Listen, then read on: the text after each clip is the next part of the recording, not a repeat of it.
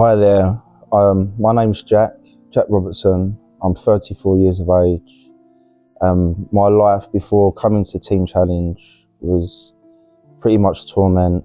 I got to the point where I had nowhere else to look for help.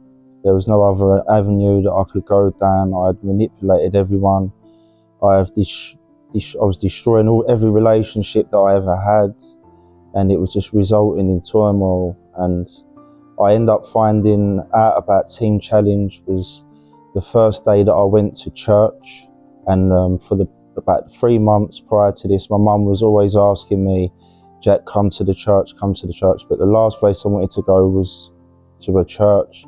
I wasn't brought up in a Christian household, so I weren't familiar with how Christianity worked. I never had a relationship with Jesus. But where I was suffering and I was stuck in the bondage of crack cocaine and heroin and pharmaceutical drugs like pregabalin and diazepam, I thought, where I'd committed so much crime around the area and the local church was in the same area, I thought as I'd walk in this place that I'd be judged by people and they just would look down their noses at me. But this was when and how I first come about hearing about Team Challenge, and it was through a guy called Paul Days who runs Exit Foundation, which is part of the Team Challenge ministry. And he'd never been to this church before, and he said that this morning he heard God say to him to go and lead him to EFCC church. And instantly he seen me at the back of the church and he said, I knew this was the guy that I had to come and see. And it wasn't hard to see that I was not struggling with addiction, because I was so malnourished. I was about 9.5 stone. I was pale white. I was severely ill. And he said to me, can I have a word with you outside? And I thought, oh great, here we go. I'm going to have a punch up with some geezer outside the church the very first time I go. But what struck me was the way that he spoke, and he knew about the withdrawal symptoms of heroin because he had past relationship with it as well. So he said he didn't know what it took to get me out of bed in the morning. So my ears pricked up and I knew instantly to pay attention to this guy, because it wasn't no textbook speech.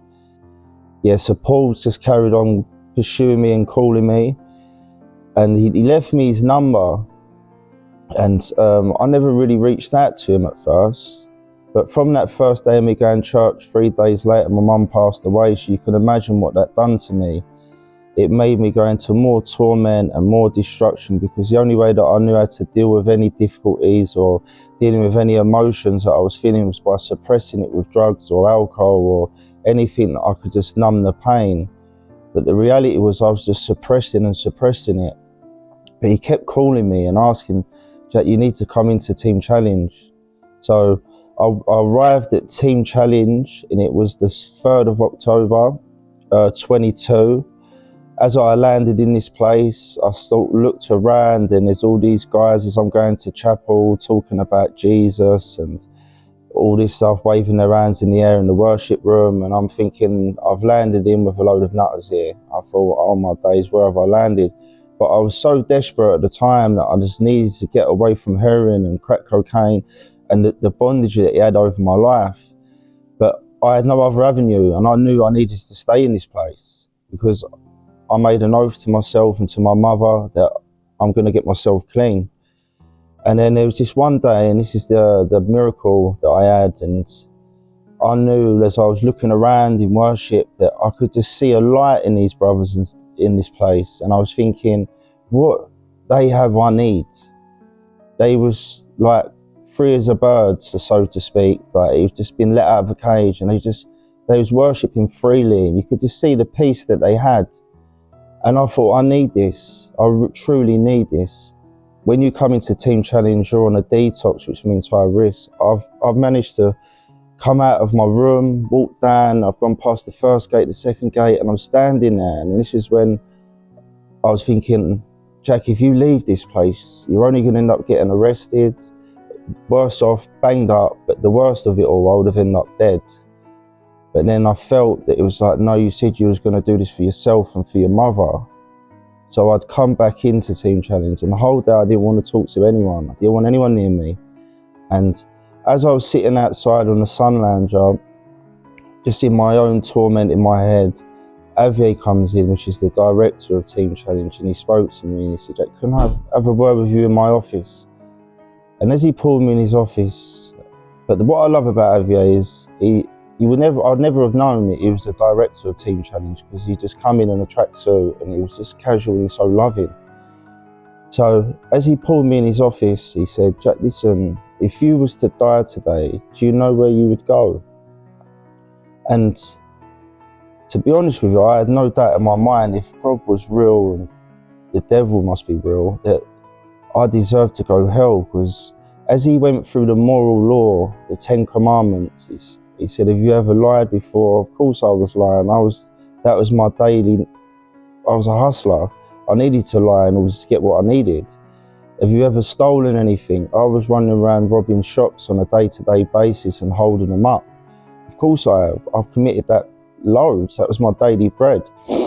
And have you ever used the Lord's name in vain? Of course I did it. It was just a cuss word for me. I was using it just in arrogance and didn't realise. Have you ever looked at a woman with lust? And as he was going through all these, of course I looked at a woman with lust, and I'm thinking, he says, well, you've really committed adultery in your heart. And in the murder one, he spoke about it. Have you ever committed murder? I thought, no. And this is when I grasped how holy God is. And he said, even if you've wished hatred on someone, it means you've committed murder in your heart. And I thought, wow. And he's like, how do you think you sit now? I knew I was guilty of every one of them. And it hit the core of my soul when he spoke these words. And mate, I cried. I've never cried in godly sorrow and in such need of a saviour, begging not to send me to this place. So when he told me the good news that Jesus said it is finished, it meant the debt is paid in full, and that he will come in and pay the ransom for you. And I needed this. I needed this truly. And God honest truth, I meant every word of this prayer. So I said the sinner's prayer. And I never read the Bible before this. Later on during that day, I went to my room towards the end of the evening. And as I was in my room, I wanted to know what I was getting myself into. I needed to know he was real. So I cried out and I asked him, I said, I didn't call him my Lord because he wasn't my Lord then. And I said, if you are real, would you reveal yourself to me? See, I'll never forget this day. And this was my second miracle, was that it was 3:17 in the morning. The reason why I know that, because as I was going to the toilet, it was clear as day. There's normally a little clock about this size, but this clock was so big, it was like the size of the door. And all I could clearly see was 3:17. So I was just mesmerised by it. And I remember I just couldn't get the 3:17 out my head. Then I felt a small gentle voice say, like, pick up the Bible. So I picked up the Bible, and as I've opened it, I'm on Matthew. So I've gone to chapter 3 to verse 17. And then what it said was, a voice from heaven said to my beloved son with whom I'm well pleased. Instantly, I knew it was real. I thought, how can he love me? How can he be pleased with me?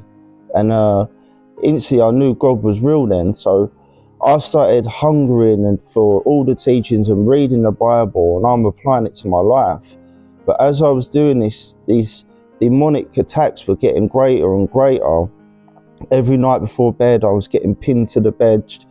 And in Team Challenge, you have a buddy system, and I was my brother Jason. So those who come in the program, what happens is they show you where you're meant to be, and you follow the program schedule. And he was underneath my bed, so you can never get familiar with these attacks, but you sort of do. And then when we moved from here to Team Challenge into Norwich, I remember Sam saying, listen, we all get our own rooms. So all the boys are buzzing because they're going to be in their own room instead of being buddied up. I'm not. I'm pale white as a ghost. I'm thinking this thing's going to come with me. And boy, it sure did. And I'll never forget this date. It was the 15th of December 22. And the only way I could explain to you what it was like, it was such an evil presence that come in that room. And it had me pinned to the bed that you wouldn't wish it on your worst enemy at all. Like, you just wouldn't want to be in this scenario. But where I knew God was real, I cried out to him. I was crying out to him. I managed to break free of it, run over to the light switch, and as I turned the light switch on, I run over to the Bible that I had. I'm crying out to the Lord, and as I've opened the Bible up, I'm on the book of Daniel, and as I've started reading the first column, I got to the very end of the last bit of the page. As I got to the very end of the page, out of nowhere, it was like, the only way I could explain to you guys is it was like a volt of electricity running through me. It was from the crown of my head to the soles of my feet. It felt like there was so much power running through me, and it felt like there was lasers coming out my eyes. I felt like it was Superman when you watch the movie when he's lasering like that, and I'm going, I'm killing them. But while I'm got the lasers coming out of my eyes, it felt like my tongue's going sha-da-da-da-da-da. Like, I couldn't even replicate how powerful and intense this tongues was. And then I'm going, I'm killing them. And then I felt such a beautiful small voice say, it's not the room, it's you. And then I've looked down upon myself, and as I've looked down, I just felt such peace and power. Mate, the only thing that I could do was fall asleep instantly. The very next morning, I'm running around Team Challenge program saying, Jesus is real, going crazy, just saying, sharing what happened to me. And since that has happened to me, there's a song that says, one touch from the King will change everything. And truly, when Jesus touches you, you can't help but be transformed. I've gone from being an agnostic, not believing God was real, to end up having a powerful encounter with Jesus. And from being in a personal relationship, an intimate relationship with Jesus, not only is he giving me the strength to face daily principles through Team Challenge, but going through Team Challenge to now where I'm outside of Team Challenge, I'm an outreach coordinator. I go out on the streets, I'm an evangelist at heart. My gifting is talking to people and drawing them to the Father. But I've been blessed a beautiful wife called Rebecca. We got married on the 1st of April. I've been so blessed, and God's been so good to me. But I want to thank Team Challenge right now while I'm on camera, and just saying that the tremendous work that they do.